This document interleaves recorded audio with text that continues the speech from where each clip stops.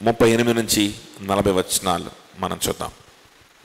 అందుకు పిలాతు, నీవు రాజువా అని ఆయనను అడగగా, యేసు, నీవన్నట్టు నేను రాజునే.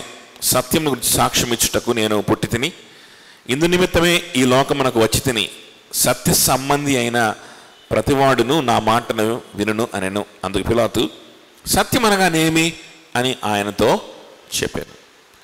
పిలాతు ఏమన్నాడు? సత్యమనగా ఏమి? సత్యం అంటే ఏమి అని. ఏంటి సత్యం అంటే ఏంటి? ఏదో సత్యం అంటున్నాడే, ఆ సత్యాన్ని నేను కూడా తెలుసుకుంటే బాగుంటుంది. సత్యం తెలియని వాడిని ఏమంటారు? ఇగ్నోరెంట్ అంటారు కదా. ఏమీ తెలియనోడు అంటాడు కదా. What do we call a person who do not know the truth? We call him ignorant, right? So ఇదేంటి? సత్యం మీద ఉందంట, దాన్ని నేర్చుకుందాం. నేను ఎందుకు ఇగ్నోరెంట్గా ఉండాలి? నేర్చుకుందాం, సత్యం ఏంటో నాకు తెలియంది ఎందుకు ఉండాలి అనుకొని ఆయన దగ్గర నిలబడి వింటున్నాడా? వినట్లా. ఆ మాట అన్నాడు. సత్యం అనగా ఏంటి అని ఆయనతో చెప్పాను. వెంటనే అతడు ఈ మాట చెప్పి బయటనున్న యూదుల యొద్దకు తిరిగి వెళ్ళి, అతని యందు ఏ దోషం నాకు కనపడలేదు అని చెప్పాడంట. వెంటనే ఈ మాట చెప్పేసి ఏమైపోయాడు? యూదుల దగ్గరికి వెళ్ళిపోయాడు. అంటే దాని అర్థం ఏంటి? He doesn't want to listen to what Jesus has to say. యేసుక్రీస్తు ఏం చెప్పాలని తలుచుకున్నాడో ఆయన వినదలుచుకోవట్లేదు. ఎందుకు అంటే సత్యమా? ఇప్పుడేంటి ప్రత్యేకంగా ఏం సత్యం నేర్చుకోవాలి ఇప్పుడు? నేనున్నది సత్యం కాదా? ఇందా మనం మాట్లాడుకున్నట్టు నా ఉద్యోగం సత్యం కాదా? నా జీతం సత్యం కాదా? కైసర్తో నాకున్నటువంటి స్నేహం సత్యం కాదా? నాకున్న పవర్ సత్యం కాదా? నేను గవర్నర్ అన్నమాట సత్యం కాదా? నా అధికారం సత్యం కాదా? ఏం సత్యం కాదు. ఏం నేర్చుకోవాలమ్మా సత్యం? ఇంకేంటి సత్యం? ఇవే సత్యం.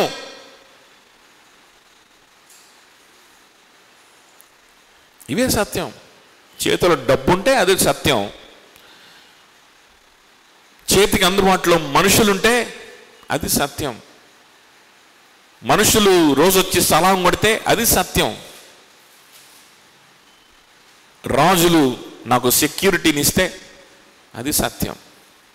ఇంకెంతకంటే సత్యమేమో. Pragmatism. What is truth? What more is there to the truth than the fact that I am a governor of this area? What more shall I learn? Should I learn? వెళ్ళిపోయాడు, బయటికి వెళ్ళిపోయాడు. వెళ్ళిపోయి అతను ఎందు ఏ దోషమును నాకు కనపట్లేదని చెప్పాడంట. అతన్ని విచారించాను, కైసరుకు పోటీ వస్తాడేమో అని విచారించాడు. కైసరుకు పోటీ రావట్లేదు.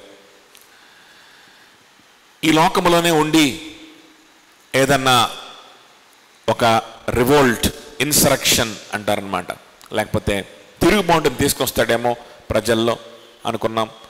తిరుగుబాటుని కూడా తీసుకొచ్చేటట్లేడు. ఎందుకని? నా రాజ్యము ఈ లోక సంబంధమైనది కాదు అయిన ఎడల నా శిష్యులు నన్ను అప్పగింపనివ్వకుండా పోరాడేవాళ్ళు అన్నాడు. సో పోరాడడానికి కూడా ఎవరు లేరు, ఈయన డిఫెండ్ చేసుకోవడానికి ఎవరు లేరు. ఈయన ఎంతో మాట్లాడుతున్నాడు, పిచ్చోళ్ళలాగా ఉన్నాడు. కానీ మొత్తానికి మాత్రం ఒకటి స్పష్టంగా చెప్తున్నాడు. అదేంటంటే నేను రాజునే, నేను రాజునే, నాకు రాజ్యం ఉంది అని అయితే స్పష్టంగా చెప్తున్నాడు. చాలా కాన్ఫిడెంట్గా ఉన్నాడు. అనుకొని బయటికి వెళ్ళి ఆయన యందు నాకు ఏ దోషం కనపడలేదు అని వదిలేద్దాం అనుకున్నాడు అనమాట ఈ పిలాతు. అనుకుంటే అంటే మనోడు ఆలోచిస్తున్నాడు, క్యాల్కులేషన్స్. మనం ఎప్పుడు మనోడికి ఏంటంటే క్యాల్కులేషన్స్. అనవసరంగా ఏది చేయడు, అనవసరంగా ఏ లబ్ధి లేకుండా, లేకపోతే ఏ పలుకుబడి లేకుండా, ఏ పాపులారిటీ లేకుండా, ఎలాంటి లబ్ధి లేకుండా మనోడు ఏం చేయడు. కాబట్టి లెక్కేసుకున్నాడు, ఇప్పుడు ఇతను చంపితే మనకేం వస్తుంది? ఏం పెద్ద ఉపయోగం లేదు, వదిలిపారేద్దాం. ఎందుకు వచ్చింది మళ్ళీ ఇతనికి ఎవరన్నా ఫ్యాన్స్ ఉంటే మళ్ళీ నా మీద ఇవన్నీ నాకెందుకు? ఎందుకు అనవసరంగా ఒకరిని చంపడం? జాలిపడి కాదు, దయతో కాదు. అర్థమవుతుందా? క్యాల్కులేషన్స్తో, లాజిక్తో. Not out of pity, not out of mercy, but out of his own calculations and logic, Pilate decided to pronounce him as innocent in front of the people. But what happened? 39 అయినను పస్కా పండుగలో నేనొకని మీకు విడుదల చేయు వాడుక కలదు కదా, నేను యూదుల రాజును విడుదల చేయుట మీకు ఇష్టమా అని వారిని అడిగాను. పండుగ దినాల్లో ఒక ఖైదీని విడుదల చేయడం అనేటువంటిది ఆనవాయితీగా వస్తూ ఉంది. యూదుల రాజు కదా ఈయన కూడా నేను రాజునే అంటున్నాడు. ఆయన అన్నంత మాత్రం రాజు అవుతాడా ఏంటి? చూడు ఎట్టున్నాడు, ఖైదీగా ఉన్నాడు, సంకెళ్ళేసి బిగించుకొని తీసుకొచ్చాను, ఇతను రాజు అని చెప్పుకుంటున్న ఇతన్ని విడుదల చేసేస్తానులే, ఇతని వల్ల ఎలాంటి హాని ఎవరికి లేదు, విడుదల చేసేస్తాను అని వారితో అన్నప్పుడు 40 అయితే వారు వీరిని వద్దు, బరబ్బను విడుదల చేయమని మరలా కేకలు వేసిరి. ఈ బరబ్బా బందిపోటు దొంగ, బరబ్బాను విడుదల చేయమన్నారట. We don't want Jesus, we want another Jesus, Barabbas. అంటే దాని అర్థం ఏంటో తెలుసా? బారబ్బా అంటే సీమోను కూడా ఆ పేరుంది, సీమోను బర్యోనా అంటే బార్ అంటే సన్ ఆఫ్ అని అర్థం, యోనా కుమారుడైన సీమోను అని అర్థం. సీమోను బర్యోనా అని అంటే యోనా కుమారుడైన, బర్తిమయ్యి అని అంటే తిమయ్యి కుమారుడు అని అర్థం.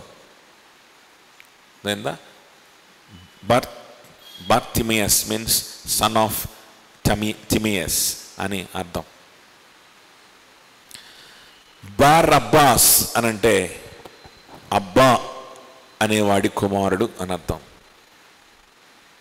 అబ్బా అనే దానికి అర్థం ఏంటో తెలుసా? తండ్రి అని అర్థం, సన్ ఆఫ్ ద ఫాదర్ అని అర్థం. అర్థమవుతుందా?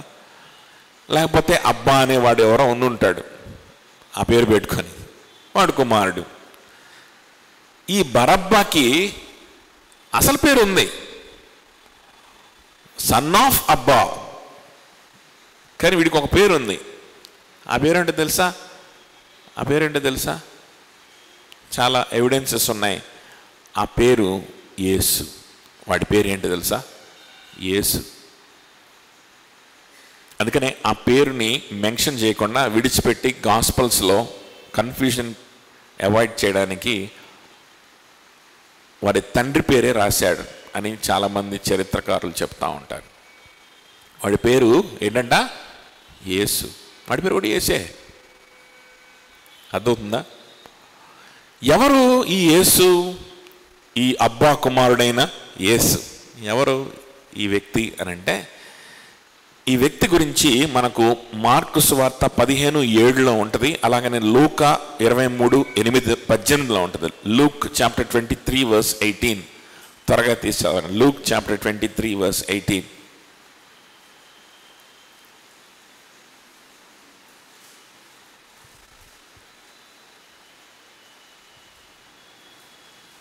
వీనిని చంపి మాకు బరబ్బను విడుదల చేయమని ఏకగ్రీవంగా కేకలు వేసిరి. వీడు పట్టణంలో జరిగించిన ఒక అల్లరి నిమిత్తమును నరహత్య నిమిత్తమును చెరసాలలో వేయబడిన వాడు. పట్టణంలో జరిగించిన అల్లరి నిమిత్తము, హత్య నిమిత్తము చెరసాలలో వేయబడ్డాడు. Who is Barabbas? Barabbas is a leader of an insurrection, leader of a riot in the city against Roman government. ఈ రోమీలు ఎన్నాళ్ళు మనల్ని పరిపాలిస్తారు? ఒక నక్సలైట్ అన్నమాట వీడు. ఈ రోమీలు ఎన్నాళ్ళు మనల్ని పరిపాలిస్తారు? ఈ రోమీలకు ఎదురు తిరుగుదాం, రోమీలకు ఎదురు తిరిగి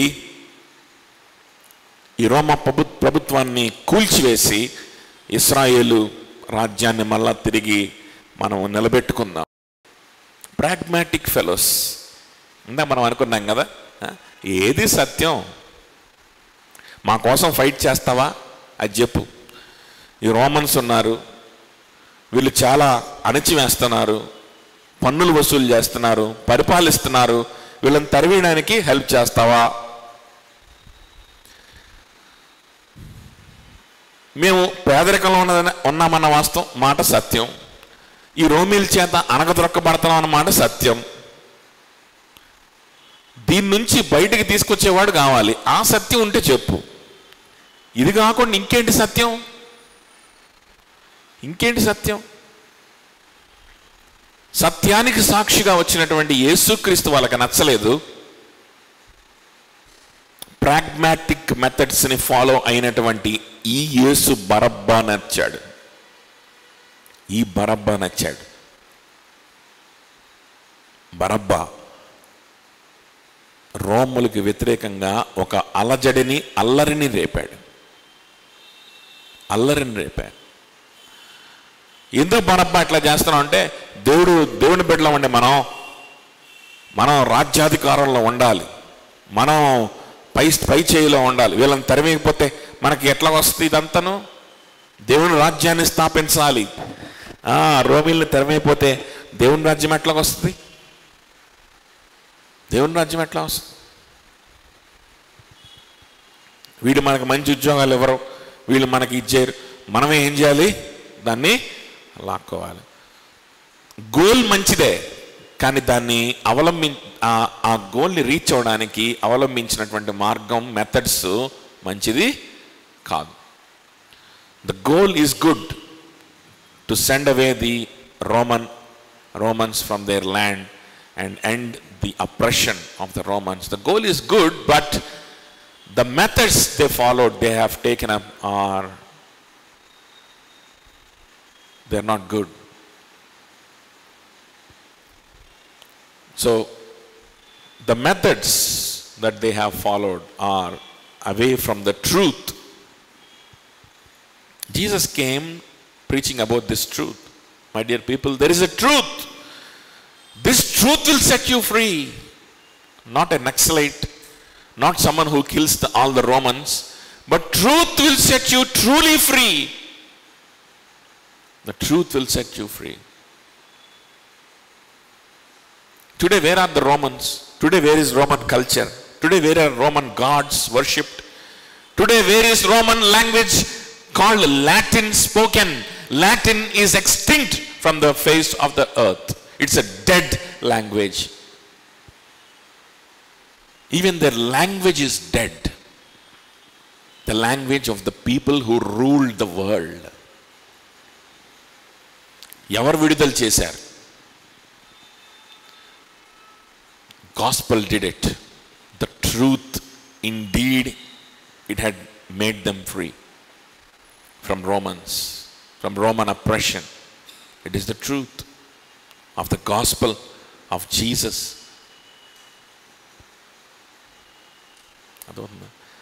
రోమీల్ని కూల్చివేయడానికి, రోమా సామ్రాజ్యాన్ని కూల్చేయడానికి ఏ నక్సలైటు వల్ల కాలేదు, ఈ బరబ్బా లాంటి ఏ నక్సలైట్ వల్ల కాలేదు, ఏ రాజు వల్ల కాలేదు, ఏ రాజ్యం వల్ల కాలేదు. గుర్తుపెట్టుకోండి, సువార్త వల్ల అయింది.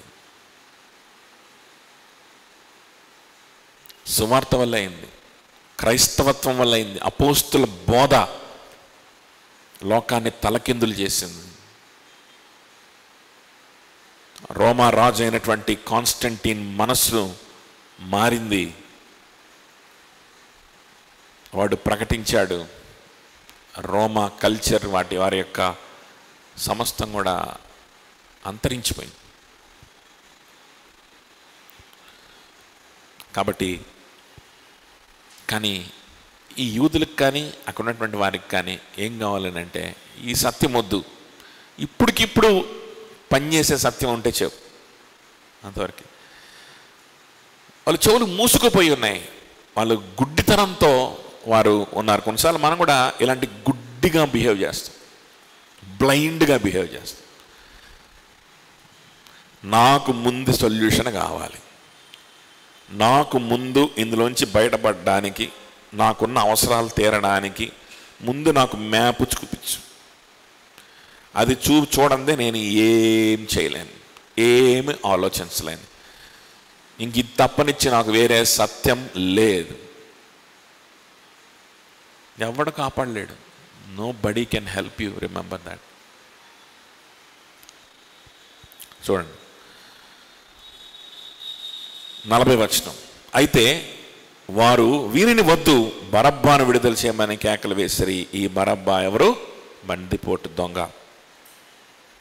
వీడు బందిపోటు దొంగగా ఉన్నాడు. చూడండి. కాబట్టి ఇదంతా ఈ పిలాతు ప్రవర్తిస్తున్న విధానం, అక్కడ ఉన్నటువంటి యూదులు ప్రవర్తిస్తున్న విధానం, ఇవన్నీ చూస్తే ఇప్పుడు మనకు అనిపించేది ఏంటనంటే, వీళ్ళకి చెవులు లేవా, వీళ్ళకి కళ్ళు లేవా, వీళ్ళు చూడట్లేదా ప్రవచనాలు ఎలా నెరవేరుతున్నాయని యేసుప్రభు జీవితంలో? వీళ్ళు వినట్లేదా ప్రభు ఏం చెప్తున్నాడో? అరే సత్యముకి సాక్షిగా నేను వచ్చానని అక్కడ కూడా చెప్తా ఉంటే అక్కడ ఉన్న వాళ్ళకి వినిపించట్లేదా? Don't they have ears? Yes, that's exactly is their problem. They don't have ears that could hear. వినగలిగే చెవులు వారికి లేవు. And that is why we need to have new ears and a new mind. వినే చెవులు మనం కలిగి ఉండడం చాలా important. వినే చెవులు మనం కలిగి ఉండాలి కదా. చూడండి, మనం ఒక నిమిషం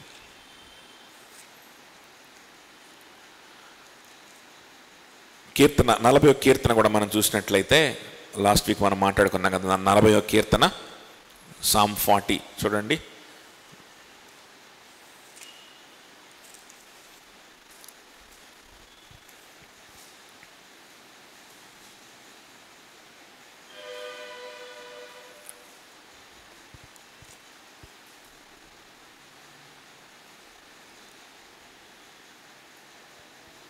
నీవు నాకు చెవులు నిర్మించి ఉన్నావు. ఎక్కడ ఎన్నో వచనం? 46 6వ వచనం.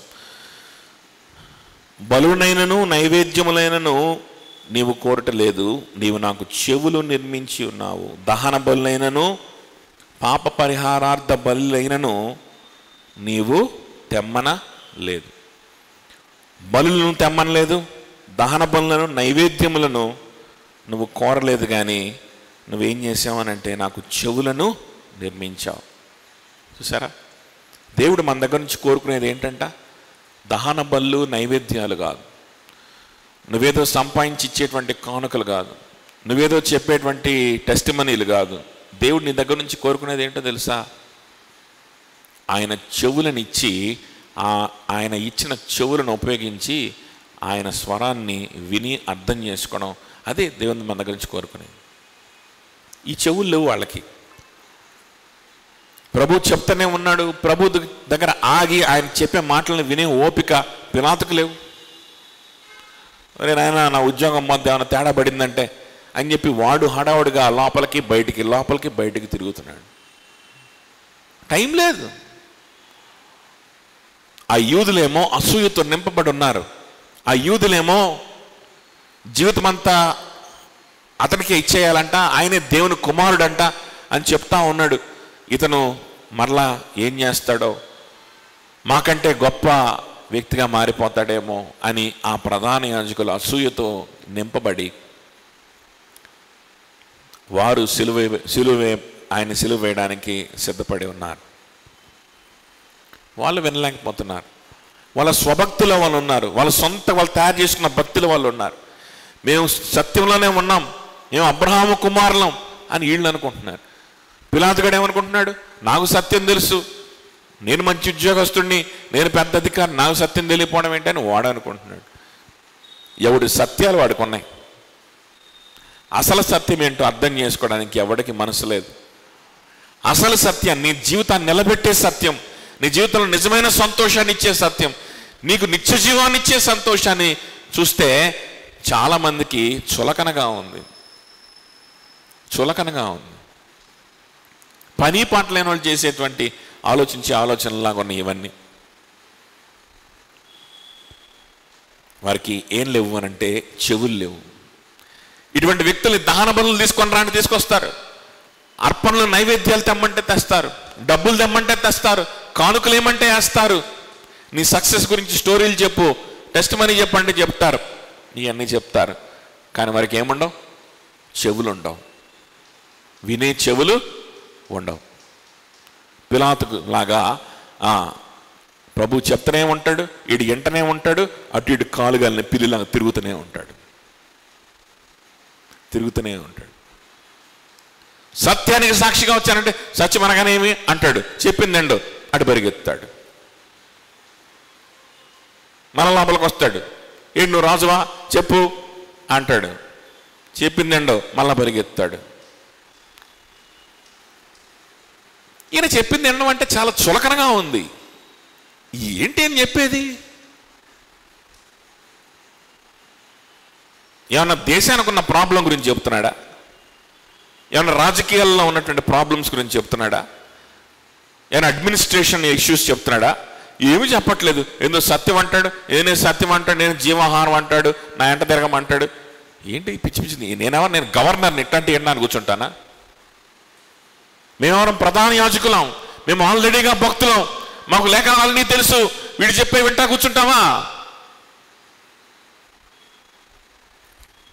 వాళ్ళు కేకలు పెట్టే దాంట్లోనే ఉన్నాడు, ఈడు అటు ఇటు తిరిగే పనిలోనే ఉన్నాడు.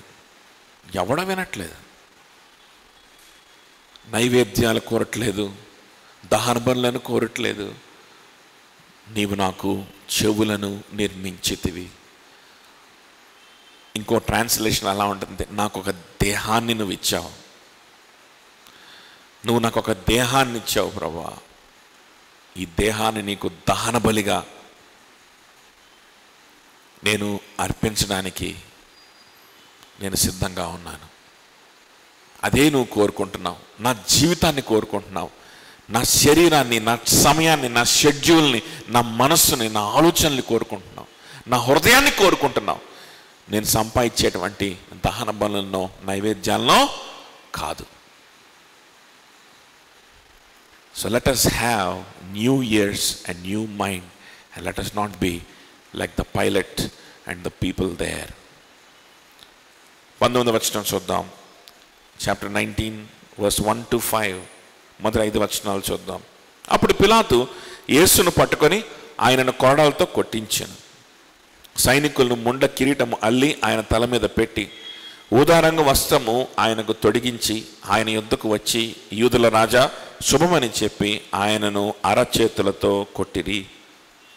పిలాతు మరలా వెలుపలకు వచ్చి, ఇదిగో ఈయన యందు ఏ దోషము నాకు కనబట్టలేదని మీకు తెలియనట్లు ఈయనను మీ వద్దకు వెలుపలకు తీసుకుని వచ్చుచున్నానని వారితో అనెను.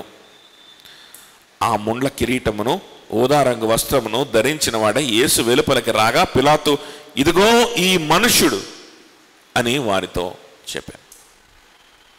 పిలాతు ఇక వారి యొక్క కోపాన్ని చల్లార్చడానికి, ఇందులో నుంచి ఎలాగైనా అతను తప్పించుకోవడానికి, లేనిపోని ఇబ్బందుల్లో ఇరుక్కుంటానేమో అనే భయంతో, ఇతన్ని శిక్షిస్తే ఏమవుద్దో, శిక్షించకపోతే ఏమవుద్దో, ఎందుకు వచ్చిన గొడవ, కాంప్రమైజ్ చేద్దాం అనేటువంటి ఆలోచనతో పిలాతు యేసుక్రీస్తుని హింసించడానికి తీర్మానం చేసుకున్నాడు. వీళ్ళ ఆవేశం తగ్గాలి అనంటే, ఇతను రాజు కాదు, ఇతను దేవుడు కాదు, ఇతను ఎవరూ కాదు, ఇతను ఒక సాధారణమైన మనిషి. ఇతను సాధారణమైన మనిషి. ఇతన్ని కొడితే రక్తం కారుతుంది, ఇతన్ని కొడితే ఈయన వేదన అనుభవిస్తాడు, కేకలు పెడతాడు, ఇతన్ని కొడితే చర్మము ఊడొస్తూ ఉంటే అతను ఆర్తనాదాలు చేస్తూ ఉంటాడు, మూలుగుతూ ఉంటాడు, సొమ్మసిల్లి పడిపోతాడు. అలాంటి వ్యక్తిని ఆ విధంగా చేసి ఆయన్ని జనాల ముందు నిలబెట్టి, ఇదిగో ఈయన కేవలం ఒక మనిషి అని వారికి చూపించడానికి, అతని ఒక హోప్లెస్ వ్యక్తిగా, అతను ఒక బలహీనుడిగా అతన్ని చూపించడానికి, అతన్ని అవమానపరిచి చూపించడానికి, తగ్గించి చూపించడానికి ప్రయత్నం చేస్తూ ఉన్నాడు. అప్పటికైనా వాళ్ళ కోపం చల్లారుద్దేమోనని. అందుకని మొట్టమొదటిగా ఏం చేశాడంట, ఆయన కొరడాలతో కొట్టించాడంట. ఈ కొరడాల్ని వీటిని ఫ్లజెల్లం అంటారనమాట. ఒక్కొక్క కొరడాన్ని వీటిని ఇవి ఎలా ఉంటాయి అని అంటే, ఈ కొరడాలు ఎముకల ముక్కలతో కానీ లేకపోతే మెటల్ ముక్కలతో కానీ చేయబడి ఉంటాయి. This flagellum, each flagellum will have pieces of bone or pieces of metal attached to it, so that when someone is whipped by that flagellum and when the whip is pulled back, the skin tears apart. By the time all the flogging is over, there will be no skin left on the back of that person. And in some areas there will not even be some flesh that is left on the back of that person. Sometimes bones will be exposed and vital organs are exposed, and the person dies immediately after the flogging is over. The same thing happened to Jesus. అయితే యోహాన్ ఇక్కడ మనకు ఆ details అన్నీ చూపించట్లా, మిగిలిన సువార్తల్లో చూపించినట్లుగా. ఎందుకు తెలుసా, ఒక్కొక్కసారి అక్కడ జరిగినటువంటి ఆ వైలెన్స్, ఆ భయంకరమైన దృశ్యాల మీద మన దృష్టి మళ్ళితే అది జరిగింది నా కోసం నీ కోసం అనేటువంటి ఆలోచన కోల్పోతాం. అందుకని కొంచెం మోతాదు తగ్గించాడు. అసలు జరిగిన దానికంటే కొంచెం తక్కువ వివరించడం ఇక్కడ యోహాన్ చేస్తున్నాడు. So that we can think, we can pause there and remember the other gospels, how he is flogged, how he is tortured, and think about our own sin. It is our sin that is poured out upon, it is our punishment that is poured out upon him on that day. అది నా పాపం, నాకు నీకు రావాల్సినటువంటి అవమానం, నువ్వు నేను మనం చేసినటువంటి పాపాల నిమిత్తము జనముల ముందు నిలబెట్టబడి మనకున్నవన్నీ కూడా తీసివేయబడి, మనకున్న టైటిల్స్, మనకున్న డిగ్రీలు, మనకున్నటువంటివన్నీ కూడా తీసివేయబడి దిగంబరులుగా లోకం ముందు నిలబడి, శక్తి లేని వాళ్ళగా లోకం ముందు నిలబడి తూలుతూ శక్తి లేని వారిగా మనం కనపడాలి. That is our fate. మన పాపములకి రావాల్సినటువంటి శిక్ష అది. ఎలాంటి హోప్ లేదు. ఒక వ్యక్తిని ఆ విధంగా కొడితే, కొడ దెబ్బలే కదా, మరణశిక్ష లేదు కదా, పర్లేదులే, కనీసం కొరడా దెబ్బలు కొట్టి వదిలేశారు, వీడిని ఇంటికి తీసుకెళ్ళి గాయాలు కట్టి, వేడి నీళ్ళు పెట్టి గాయాలని కట్టి ఆయింట్మెంట్ పూసి వీడిని బతికించుకుందాం అని అనుకోవడానికి వీలు ఉండదు. రోమా కొరడా దెబ్బలు తిన్నవాడు బ్రతకడానికి అవకాశమే ఉండదు. కొరడా దెబ్బలు కొట్టే సమయంలోనే స్పాట్లోనే చచ్చిపోతారు చాలామంది. ఒకవేళ స్పాట్లో కాకపోతే ఇంటికి వెళ్ళే లోపే చచ్చిపోతాడు. మరలా వాడికి ఒక జీవితం ఉంది అని అనుకోవడానికి వీల్లేదు. ఇది మన పాపముల మీదకి రావాల్సినటువంటి శిక్ష ఎలాంటిది గుర్తుపెట్టుకోండి. This is the kind of punishment that should come upon our sins. ఇంకా వేరే నిరీక్షణే లేకుండా, వేరే హోపే లేకుండా ఉంటుందన్నమాట ఆ శిక్ష మన మీదకి వస్తే. మనకు వేరే హోప్ ఉండదు. ఇంకా ఆ నరకపు శిక్ష మన మీద పడితే, మన పాపముల మీదకి రావాల్సిన శిక్ష మన మీద కనుక పడితే ఇంకా వేరే హోపే ఉండదు. కొరడా దెబ్బలే కదా, తిన్నాం కదయ్యా, ఇంకా బతుకుతానయ్యా, నన్ను హాస్పిటల్ తీసుకెళ్ళండి అయ్యా అంటే తీసుకెళ్ళి లోపే చచ్చిపోతావు. ఇంకా మళ్ళా కొరడా దెబ్బలు తిన్నోడికి మళ్ళా బ్రతికిద్దామని ఎవడు ప్రయత్నం కూడా చేయడు. మాంసము దున్నబడి ఎముకలు బయటకు వచ్చి వీపంతా దున్నబడితే అది ఎప్పటికీ హీల్ అవుతుంది? వాడు ఎలా బ్రతుకుతాడు? రక్తమంతా అక్కడ ఏర్లై పారుతా ఉంటే వాడు ఏ విధంగా బయటపడతాడు? నరకం అంటే అలా ఉంటుంది, గుర్తుపెట్టుకోండి. చిన్న ధనాశే కదా, యేసు ప్రభుని పక్కన పెట్టడమే కదా, యేసు ప్రభు కంటే ఎక్కువగా ఆలోచించడమే కదా చిన్న విషయాల్ని. నా పరిస్థితి అలా ఉంది, నేను కొంచెం అలాంటి చిన్న చిన్న పాపాల్లో పడుతున్నాను, ఇప్పుడు వీటి గురించి ఎంత ఆలోచించాలా, ఇప్పుడు దీని గురించి నేను పశ్చాత్తాపడాలా, ఇప్పుడు దీని గురించి నేను కూర్చొని ఆలోచించాలా, నాకు అంత టైం లేదబ్బా, నేను రిలాక్స్ అవుతాను అనుకుంటున్నావేమో. రేపొద్దున నరకానికి వెళ్ళిన తర్వాత మరణం అనేటువంటిది నిశ్చయంగా మనందరం ఫేస్ చేయాల్సినటువంటి ఒక సత్యం. అదొక పెద్ద సత్యం. నీ ఉద్యోగము, నీ డిగ్రీ, నీ డబ్బులు, ఇవి ఎంత సత్యమో తెలియదు కానీ, ఎంతకాలం సత్యంగా ఉంటాయో తెలియదు కానీ, మరణం అనేది మాత్రం సత్యం కదా, వస్తుంది అది ఖచ్చితంగా ప్రతి ఒక్కడికి. ఆ తర్వాత నువ్వు నరకంలో పడితే దేవుడు నీ పాపాల మీదకి రావాల్సిన శిక్ష నీ మీద కుమ్మరిస్తే హోప్లెస్నెస్, అందులోంచి మళ్ళా తప్పించుకొని బ్రతికి బట్టగడదామనేటువంటి ఆలోచన కూడా మానేయచ్చు. ఆ కొడ దెబ్బలు తింటే ఎలాగైతే మళ్ళా బ్రతకొచ్చనే ఆలోచన వ్యర్థమో, దేవుని ఉగ్రత నీ మీద పడితే అది తగ్గిపోద్దని కానీ, అది ఆగిపోద్దని కానీ, తరతరాలు ఆ ఉగ్రతలో మనం మగ్గిపోతూ ఆ వేదనలో మనం ఉండాల్సిందే. గుర్తుపెట్టుకోండి, పాపం అంటే దేవునికి అసహ్యం. పాపం మీద ఉన్న అసహ్యము, పాపం మీద ఉన్నటువంటి కోపము తన కుమారుడి మీద కుమ్మరించాడు. రేపొద్దున నరకంలో మనం ఆ పాపాన్ని అనుభవించకూడదని, విశ్వాసం ఉంచిన వాళ్ళు ఆ నరకాన్ని తప్పించుకోవాలని తన కుమారుని మీద ఈ పాపాన్ని అంతటిని, ఈ శాపాన్ని అంతటిని కూడా కుమ్మరించి, ఆయన కోపాన్నంతా కుమ్మరించాడు.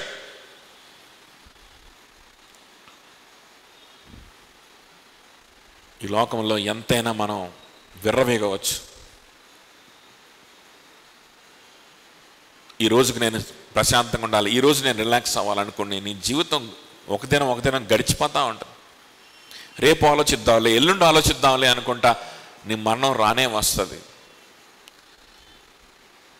లాజరు అనేటువంటి ఒక అడుక్కునేవాడు ఉన్నాడు, ధనవంతుడు ఉన్నాడు. ఒక ఉపమానం ప్రభు చెప్తా ఉన్నాడు.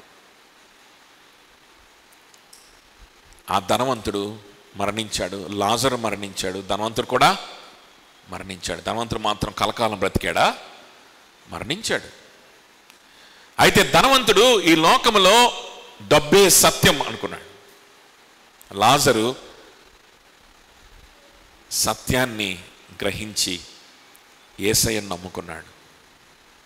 యేసయ్య కోసం బ్రతకాలని తాపత్రయపడ్డాడు.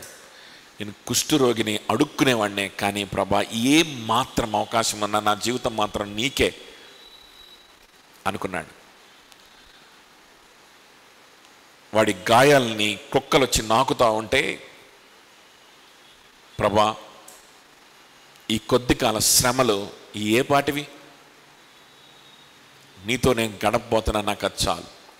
ఈ లోకంలో ఏదైనా జీవితం అంటే అది నీ కోసం బ్రతుకుతానయ్యా, అవకాశం ఇవ్వు ప్రభా, లేకపోతే నన్ను తీసుకెళ్ళిపో అని పౌలులాగా బ్రతుకుటైతే క్రీస్తే, చావైతే మేలు అనుకొని అక్కడ ఉన్నాడు.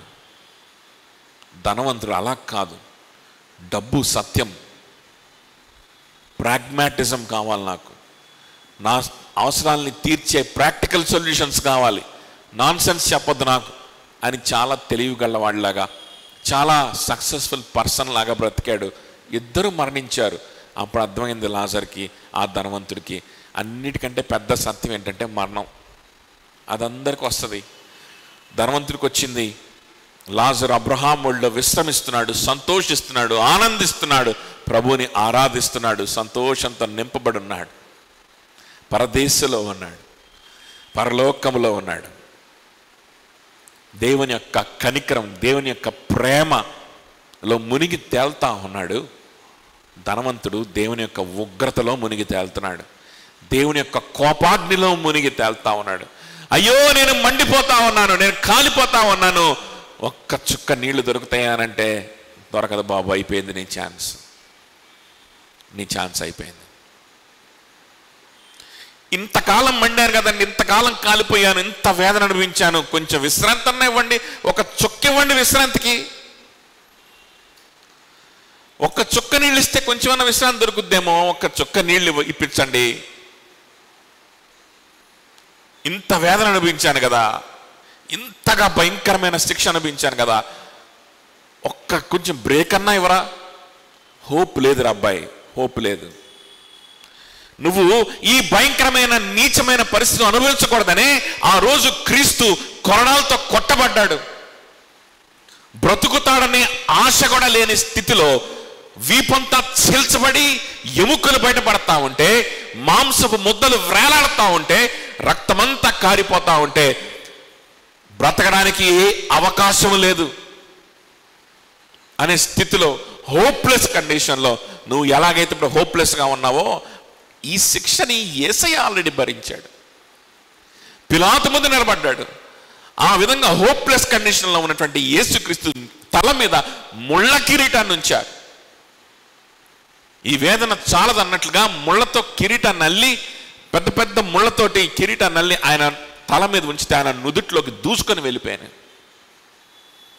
ఇంకెవరన్నా బ్రతుకుతారా? వీపు చీల్చబడి పెద్ద పెద్ద ముళ్ళు తలలోకి దూసుకొని వెళ్ళిపోతే ఎవరైనా బ్రతుకుతారా? అవకాశం ఉందా? బ్రేక్ దొరికిందా యేసయ్యకి? ఒక్క చుక్క నీళ్లు దొరికాయా యేసయ్యకి? దొరకలేదురా బాబు. ఆయనకి ఆ రోజు దొరకలేదు. చదవలేదా? వినలేదా? ఆయన గురించి ప్రవక్తలు చెప్పింది వినలేదా? ఎందుకు విశ్వాసం ఉంచలేకపోయావు? నీ డబ్బును చూసుకొనా, నీ చదువును చూసుకొనా, నీ కంఫర్ట్స్ని చూసుకొనా, ఇప్పటికే నాకు చాలా బాధలు ఉన్నాయి, ఇప్పుడు నేను ఇవన్నీ ఆలోచించలేను అనుకున్నావా? గర్వమా? ఎందుకు ఆలోచించలేకపోయావు? నువ్వు చేసిన పాపమే కదా, నువ్వు చేసిన పాపపు తలంపుల వల్లే కదా యేసయ్య మరణించాడు. నువ్వు మళ్ళీ ఈ స్థితికి రాకూడదనే కదా ఆ రోజు ఆయన ఆ స్థితిని అనిపించాడు, ఆ హోప్లెస్నెస్ అనిపించాడు. విశ్వాసం ఉంచకుండా, యేసయ్య జీవితాన్ని ఇవ్వకుండా నువ్వు మళ్ళా దిక్కుమాలిన స్థితిలోకి వచ్చి ఇప్పుడు నీళ్ల కోసం అడిగితే ఐఎమ్ సారీ, నీకు నాకు పెద్ద అగాధం ఉందిరా అబ్బాయి అన్నాడంట అబ్రహాము కదా. That is where we are suppose to stand. మనకు బదులుగా యేసయ్య నిలబడ్డాడు ఆ స్థానంలో, గుర్తుపెట్టుకోండి. మళ్ళీ అదే శిక్షలోకి వెళ్తావా? మళ్ళీ అదే హోప్లెస్ కండిషన్లోకి వెళ్తావా?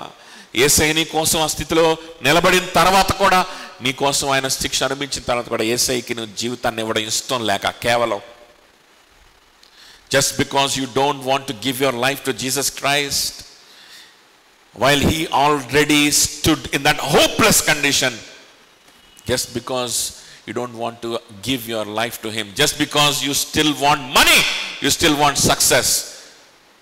Do you want to go to the place where that rich man went?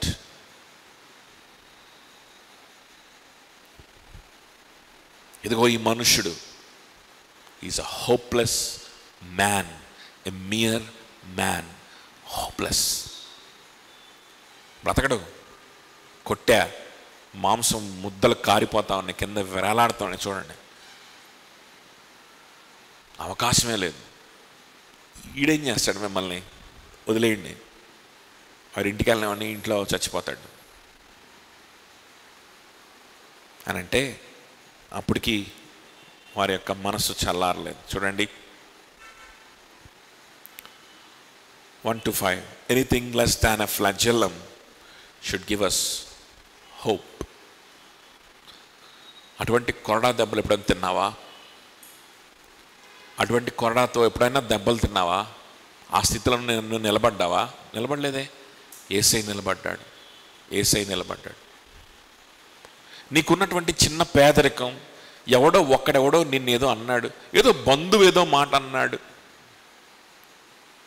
ఎవడో వచ్చి ముక్కుమోహన్ తెలియనోడు ముళ్ళ కొరడాలతో నేను కొట్టి నీ వీపుని చీల్చడం కాదు. మనకున్న బాధలేంటి? ఈరోజు డబ్బులు లేవు, అనుకున్నది కొనుక్కోవడానికి డబ్బులు లేవు. డబ్బులు లేక కూడా చచ్చిపోవట్లేదు. మళ్ళా అనుకున్నది కొనుక్కోవడానికి డబ్బులు లేవు. అది పెద్ద బాధ. ఈ బాధను పెట్టుకొని నేను యేసు ప్రభు గురించి ఏం ఆలోచించేది ఇప్పుడు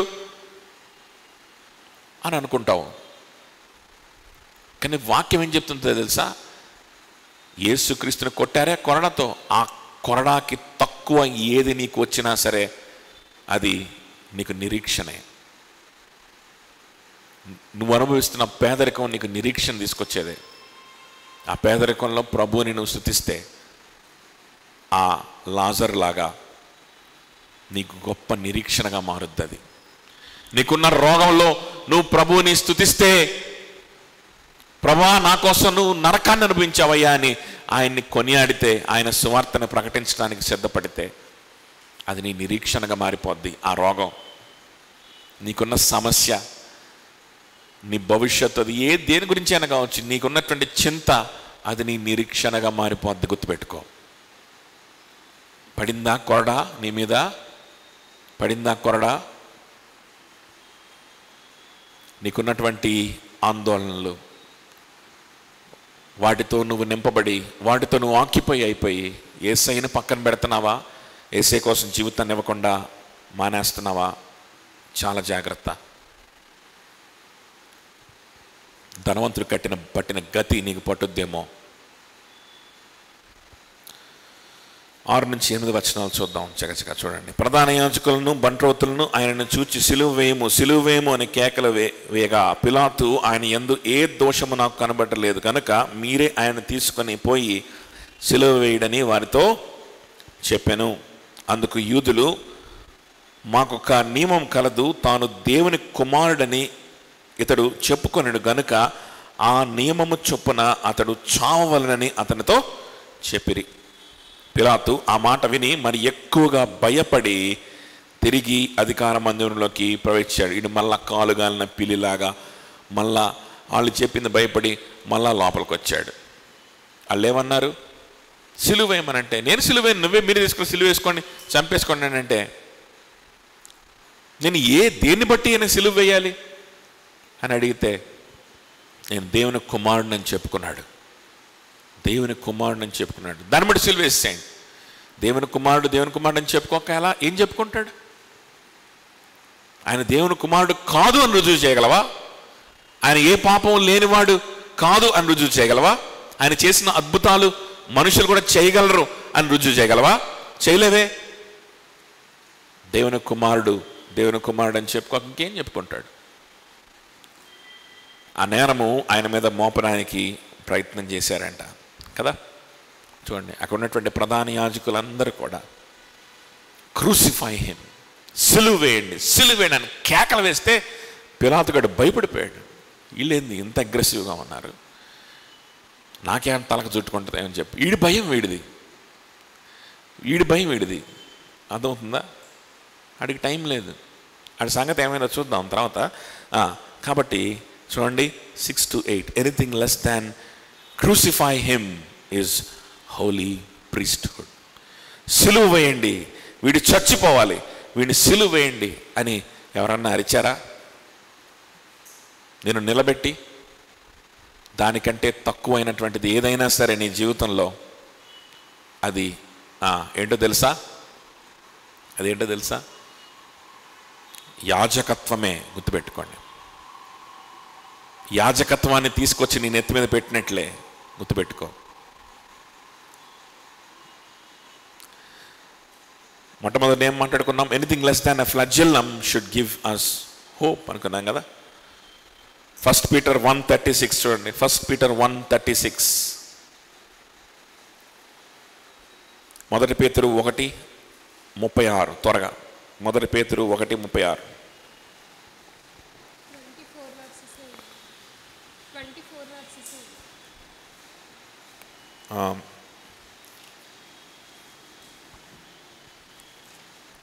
1:3 చూడు.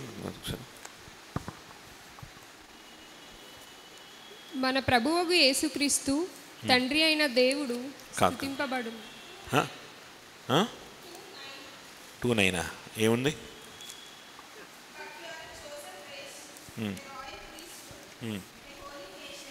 at his own possession, ఆ. that you may proclaim the excellencies of him who called you out of darkness into his marvelous light, a royal priesthood. 1 Peter 2:4-5. మనుషుల చేత విసర్జింపబడినను దేవుని దృష్టికి ఏర్పరచబడినదియు అమూల్యమును సజీవమునైన రాయియగు ప్రభువునొద్దకు వచ్చిన వారై యేసుక్రీస్తు ద్వారా దేవునికి అనుకూలమగు ఆత్మ సంబంధమైన బలులను అర్పించుటకు పరిశుద్ధ యాజకులుగా ఉండునట్లు మీరును సజీవమైన రాళ్ల వలె ఉండి ఆత్మ సంబంధమైన మందిరముగా కట్టబడుచున్నారు. యాజకులుగా ఉండినట్లు ఆత్మ సంబంధమైన మందిరముగా, సహవాసంగా, స్థానిక సంఘాలుగా, సజీవమైన రాళ్లుగా కట్టబడతా ఉన్నారు. ఎందుకు? ఆయనకు యాజకులుగా ఉండడానికి. ఎవరికి యాజకులుగా ఉండడానికి? నిషేధింపబడినటువంటి రాయిగా ఉన్నటువంటి వ్యక్తికి. ఆయన నిషేధింపబడ్డాడు.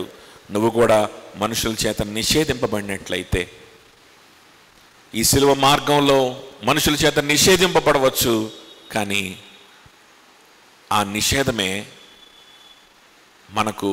మనల్ని రాజులైన యాజకులుగా మార్చేది. యాజకత్వాన్ని మనకి ఇచ్చేది ఏంటో తెలుసా? నిషేధింపబడకుండా నువ్వు దేవునికి యాజకత్వం మనకు రాదు. గుర్తుపెట్టుకోండి. ఎవరు యాజకులు అని అంటే ప్రతి విశ్వాసి యాజకుడే. నిషేధింపబడకుండా నువ్వు విశ్వాసి అవ్వవు. నిషేధింపబడకుండా నువ్వు సంఘములో సభ్యుడివి అవ్వవు. గుర్తుపెట్టుకో. If you want to be a member of a local church, if you want to be built as living rocks into a temple for himself, for God, you need to be rejected first of all by the world. If you want to embrace the world, if you want to please the world, if you want to please people, if you want to be good in the sight of everyone, అందరి దృష్టిలో మంచిగా ఉండి, అందరితో సత్సంబంధాలు కలిగి ఉండి, అందరినీ మెప్పించేవాడిలాగా ఉండి, నేను సంఘంలో కూడా సభ్యుడిగా ఉంటాను, యేసుక్రీస్తు బిడ్డగా కూడా ఉంటాను, యాజకుడిగా ఉంటానంటే కుదరదు. యేసయ్యే నిషేధింపబడిన రాయిగా ఉన్నాడు. ఆ నిషేధింపబడిన రాయి తలకు మూల రాయిగా ఉండి కట్టబడేదే సంఘం. ఎవరి చేత నిషేధింపబడిన రాయి అది? లోకం చేత, తన సొంత ప్రజల చేత. సిలువ వేయండి, సిలువ వేయండి అని కేకలు వేస్తా ఉన్నారండి. అర్థమవుతుందా? ఆయనకి కేకలు వచ్చినాయి. ఈరోజు నీకు చిన్న చిన్న అవమానాలు. సిలువ వేయండి, సిలువకు అప్పచెప్పండి, భయంకరమైన మరణానికి, నరకానికి అప్పచెప్పండి ఈ వ్యక్తిని అనేటువంటి కేక కాకుండా దానికంటే తక్కువ ఇంక ఏది వచ్చినా అది మన యాజకత్వం కోసమే అని నమ్మారు అనేక మంది దైవజనులు. సజీవంగా వారిని దహనం చేస్తూ ఉంటే కూడా, వారిని చిత్రహింసలు పెడతా ఉంటే కూడా జైళ్ళల్లో వేసి, సిలువు కంటే తక్కువదేగా, సిలువ వేయండి సిలువ వేయండి అనే కేకల కంటే తక్కువేగా. This proves that I am a priest to my lord అని వారు గమనించుకొని ప్రభులో సంతోషించారు.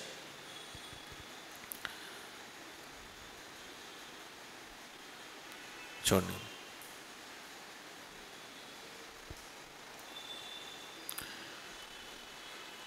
so anything less than crucify him is a holy priesthood.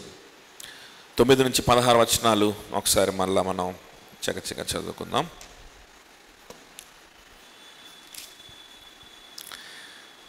నీవెక్కడి నుండి వచ్చితివి అని యేసును అడిగాను. అయితే యేసు అతనికి ఏ ఉత్తరము ఇవ్వలేదు. కనుక పిలాతు, నాతో మాట్లాడవా? నిన్ను విడుదల చేయుటకు నాకు అధికారము కలదనియు నిన్ను సిలువ వేయుటకు నాకు అధికారము కలదనియు నీవెరగవా అని ఆయనతో అన్నాడు. అందుకు యేసు, పైనుండి నీకు ఇవ్వబడితేనే తప్ప నా మీద నీకు ఏ అధికారము ఉండదు. అందుచేత నన్ను నీకు అప్పగించిన వానికి ఎక్కువ పాపము కలదనెను.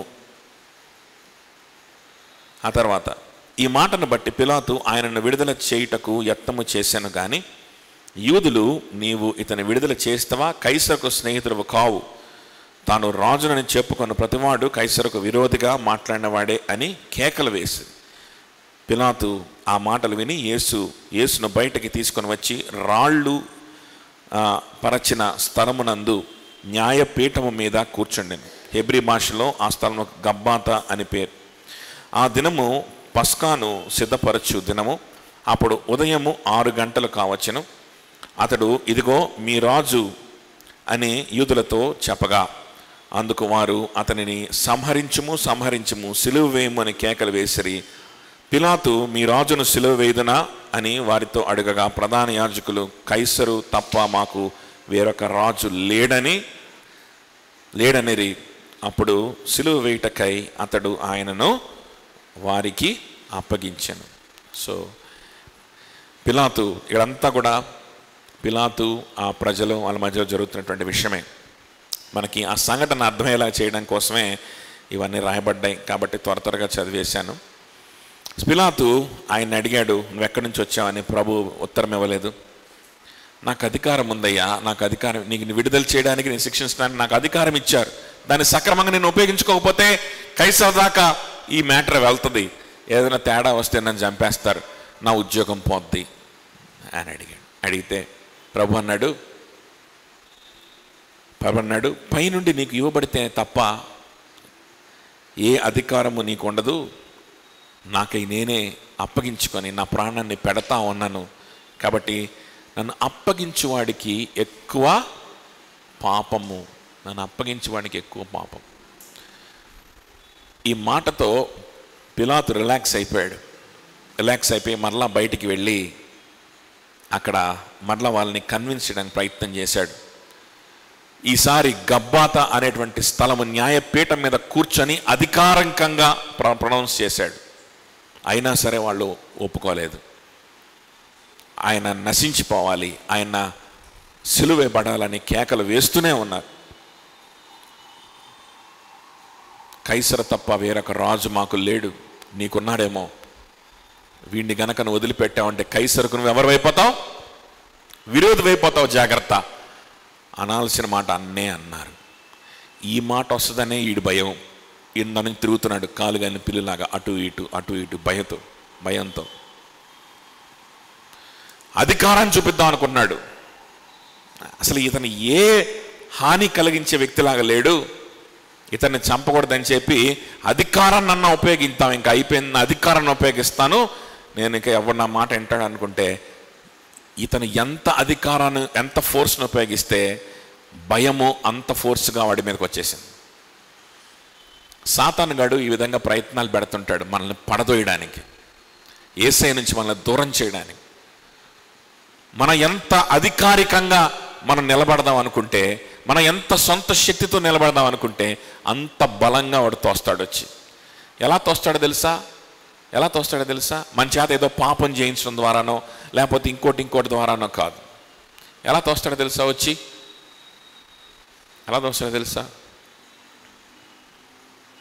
నీకు భయాన్ని కలిగించడం ద్వారా,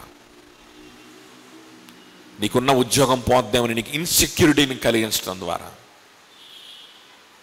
నీలో ఆందోళన కలిగించడం ద్వారా ఒక్కసారిగా ఆందోళన తీసుకొస్తాడు. ఒక్క నిమిషం పిలాతు ఆలోచిస్తే వీళ్ళు ఆఫ్టర్ ఆల్ యూదులు, నా పరిపాలన కింద ఉన్నవాళ్ళు, నేను గవర్నర్ని, కైసర్ నేను చెప్పింది వింటాడా, వీళ్ళు చెప్పింది వింటాడా, నేను ఏదో ఒకటి చేయొచ్చు. అవసరమైతే ఆ 2 ప్రధాన యాజకులను తీసుకొచ్చి వాళ్ళని లోపలేసి వాళ్ళని 4 చితకబాది వాళ్ళ చేత నేను చెప్పించాలని ముందు చెప్పించవచ్చు, అయిపోద్ది కదా. స్ట్రాటజిక్ ఏదో ఒకటి చేయొచ్చు. గవర్నర్ అతను కైసర్ తర్వాత కైసర్ అయినే. ఒక్క నిమిషం ఆలోచించలేకపోయాడు. లేకపోతే పోనీ ఎక్స్ప్లెయిన్ చేద్దాం, వీళ్ళు నా గురించి తప్పుగానే చెప్పారనుకోండి, let me explain what happened here.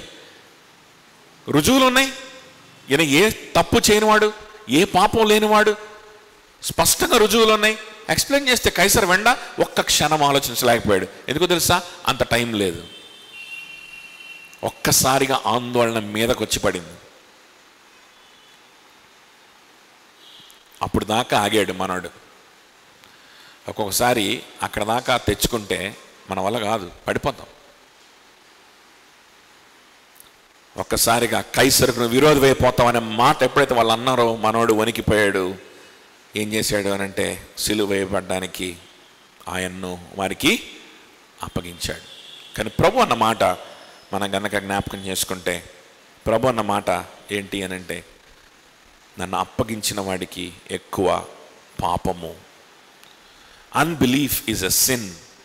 Pilots unbelief is also a sin. పిలాతుకున్న అవిశ్వాసము పాపమే. యేసయ్య మీద విశ్వాసం ఉంచకపోవడము పాపమే. వాడిని ఖచ్చితంగా అది నరకానికి తీసుకెళ్తుంది. కానీ unbelief is a hopelessly grave sin.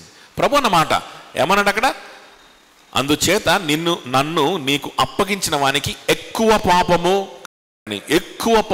కలదని. ఎక్కువ పాపం తక్కువ పాపం ఉంటుందా? పాపాల్లో ఎక్కువ పాపం, చిన్న పాపం, పెద్ద పాపం ఉంటుందా? ఉండదు. కానీ ఎందుకు ప్రభు మాట అన్నాడు తెలుసా? ఏ పాపమైన యేసయ్యకి అసహ్యమే, ఏ పాపమైన దేవునికి అసహ్యమే, ఏ పాపం మీదకైనా రావాల్సింది నరకమే. కానీ ప్రభు ఆ మాట ఎందుకు అన్నాడు తెలుసా? ప్రభు ఆ మాట ఎందుకు అన్నాడు అని అంటే, అన్బిలీఫ్ ఉన్న అవిశ్వాసం అయినా తర్వాత విశ్వాసం పొందుకోవడానికి అవకాశం ఉంది. తర్వాత సత్యాన్ని, ఇప్పుడు ఈ పిలాతునే తీసుకుందాం. ఈ పిలాతే కనుక రేపొద్దున మళ్ళా కూర్చొని యేసుక్రీస్తు గురించి ధ్యానిస్తే, ఈయన చెప్పదలుచుకున్న సత్యం ఏంటి, ఏ సత్యానికి సాక్షిగా ఉండడానికి వచ్చాడా అని చెప్పి కొంచెం కూర్చొని ఆలోచిస్తే వాడికి సత్యం అర్థమయ్యి రక్షింపడే అవకాశం ఉందా లేదా? ఉంది. పిలాతుకైనా రక్షింపడే అవకాశం ఉందేమో కానీ సొంత విశ్వాసాన్ని తయారు చేసుకొని, సొంత భక్తిని తయారు చేసుకున్నటువంటి యూదులు దే ఆర్ హోప్లెస్. వాళ్ళు రక్షింపడడానికి కూడా చాలా దూరంగా ఉన్నారు. నేనంతా బాగానే ఉన్నాను, నాకు సత్యం ఏంటో తెలుసు, ఇదే సత్యము, మాకున్న ఈ మతమే సత్యము, నాకున్న ఈ పలుకుబడే సత్యము, నాకున్న ఈ డబ్బే సత్యం అని ఫిక్స్ అయ్యి సొంత విశ్వాసాన్ని తయారు చేసుకున్న వాడు దేవుని దగ్గరికి రావడానికి అవకాశం లేదు. ఆ సొంత విశ్వాసాన్ని తీసి చెత్త కుప్పలో పడేస్తే తప్ప వాడు రక్షింపబడడానికి అవకాశం లేదు. గుర్తుపెట్టుకో. అయ్యా నేను పాపిని, నేను దూరంగా ఉన్నాను, నా మనసు చెడిపోయింది, నా మనసులో నువ్వు తప్పనిచ్చి నీ స్థానంలో అనేకమైనవి ఉన్నాయి, నన్ను క్షమించు, నా కనికరించని ఆయన పాదాల యొద్ద కనిపెట్టుకునేటువంటి మనసు నీకు వచ్చిందాకా, నువ్వు తయారు చేసుకున్న, నువ్వు సృష్టించుకున్న నీ సొంత విశ్వాసాన్ని తీసి చెత్త కుప్పలో వేసిన దాకా నిన్నెవ్వడు కాపాడలేడు. గుర్తుపెట్టుకో. మరి ఎక్కువ పాపము కలదు.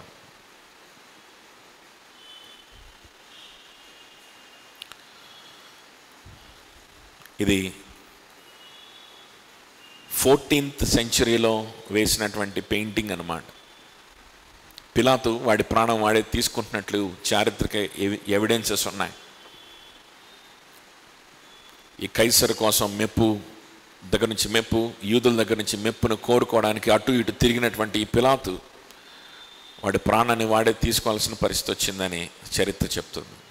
టైబీరియస్ సీజర్ వాడికి మరణశిక్షను విధించి కోర్టులో ప్రవేశపెట్టే ముందే సీజర్ చచ్చిపోతే వాడి శిక్షను వాడే రాసుకొని వాడి శిక్ష మీద వాడే సంతకం పెట్టుకొని వాడే చచ్చాడని చరిత్ర చెప్తుంది. పిలాతులాగా అవిశ్వాసంలో ఉండిపోతావా?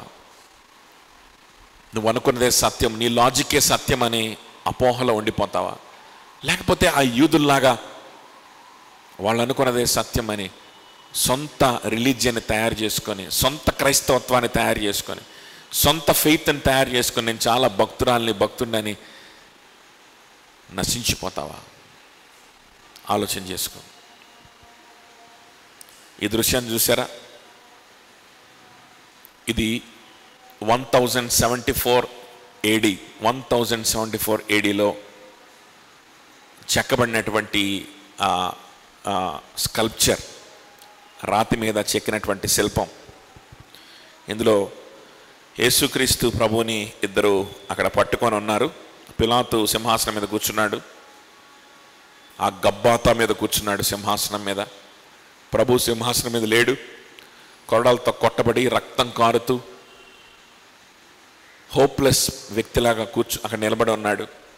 పిలాతుకేమో సింహాసనం ఉంది, గబ్బాతా ఉంది, దాని మీద కూర్చొని మరి చెప్తా ఉన్నా కూడా ఎవ్వడు వినట్లేదు వాడి మాట.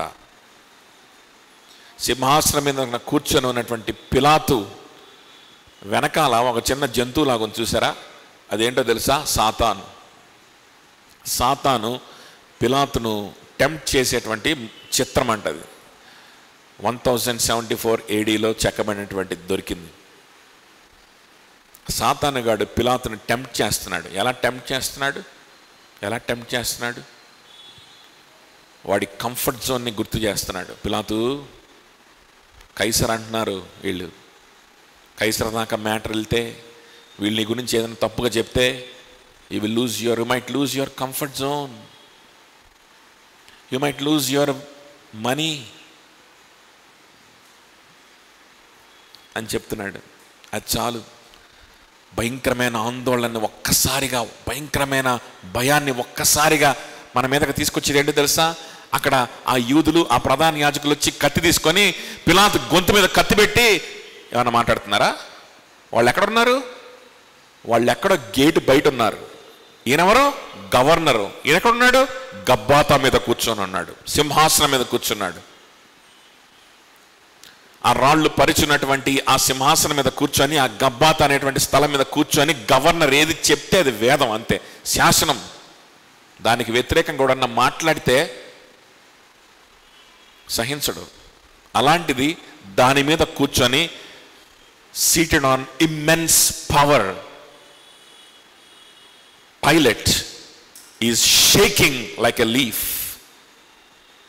with anxiety, with fear. ఎందుకో తెలుసా? యూదులు వచ్చి అతన్ని చంపుతామనలేదు, యూదులు వచ్చి కత్తితో పొడుస్తామనలేదు. రోమా సైనికుల కంటే యూదులేమి ఎక్కువ మంది లేరు అక్కడ. ఎందుకు భయపడ్డాడో తెలుసా?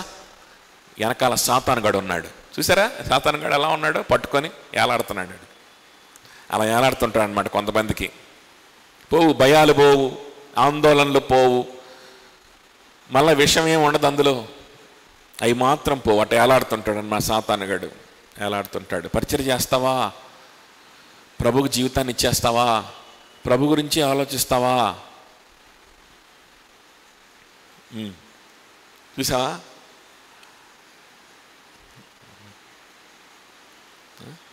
చూసారా ఎలా పట్టుకున్నాడు? ఎలాడుతున్నాడా? మీకు కూడా ఎంతమందికి ఎలాడుతున్నాడు?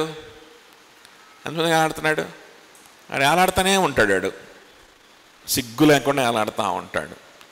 మనం కూడా సిగ్గు లేకుండా వాడిని మోసుకుంటూ తిరుగుతాం.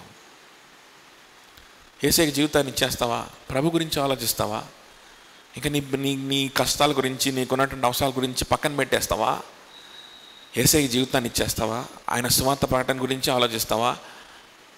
నాశనం అయిపోతావు, జాగ్రత్త, మొత్తం పోతాయేమో, నష్టపోతావు, జాగ్రత్త అని చెప్తుంటాడు చెవులో. చూసావా? ఆడ చెబుతున్నాడు, చెవులో చెప్తున్నాడు. చూసావా ఎలా ఆడుతున్నాడు? నష్టపోతావు, నీకు డబ్బులు రావు, అడుక్కు తింటావు. యేసయ్యకి జీవితాన్ని ఇస్తే అడుక్కు తింటావు వెనకాల నుంచి. అదవుతుందా? నష్టపోతావు, జాగ్రత్త.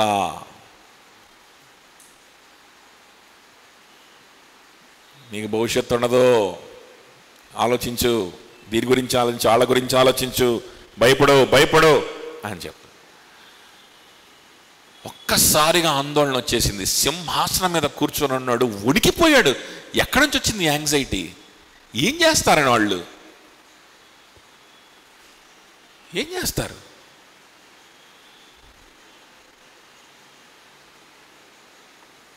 చూడండి, విశ్వాసులు, ఈ సంఘంలో ఉన్న విశ్వాసులు ఎవరు కూడా ఆ విధంగా సాతాను గారిని మోసుకొని తిరిగే పరిస్థితిలో ఉండకూడదు. ఆ విధంగా సాతాను గారిని మోసుకొని తిరుగుతున్నారని తెలిస్తే you will be disciplined and you are a bad example for the church.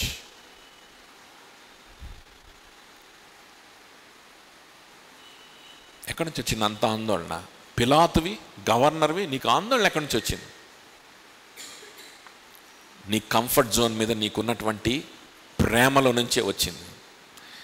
నిన్ను నువ్వు ప్రేమించుకుంటున్నావు, self, you are loving yourself. ఆ ప్రేమల నుంచి వచ్చింది యాంగ్జైటీ. ఎవడు నీ గొంతు పట్టుకోలేదు. యేసయ్య కంటే నీకు నువ్వంటేనే ఎక్కువ ప్రేమ.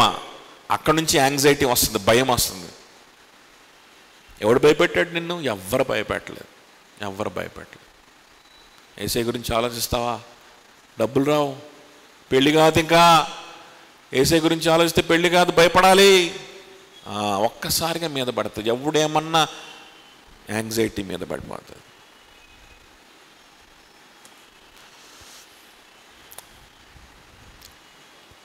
Can we leave all our pragmatic ways and cling to Jesus Christ and hold on to Jesus Christ? సాతానుగాడు మనకు చెప్పేటువంటి ఇటువంటి మార్గాల్ని విడిచిపెట్టి యేసయ్యలో ఉండడానికి, ఆయన మార్గంలో నడవడానికి, ఆయన సిలువను ఎత్తుకొని ఆయన సిలువ మార్గంలో నడవడానికి, ఆయన్ని హత్తుకొని ఆయన మీద ఆధారపడడానికి ఈరోజు మనం సిద్ధపడగలుగుతామా? ప్రార్థన చేసుకుని అందరూ లేచి నిలబడదాం.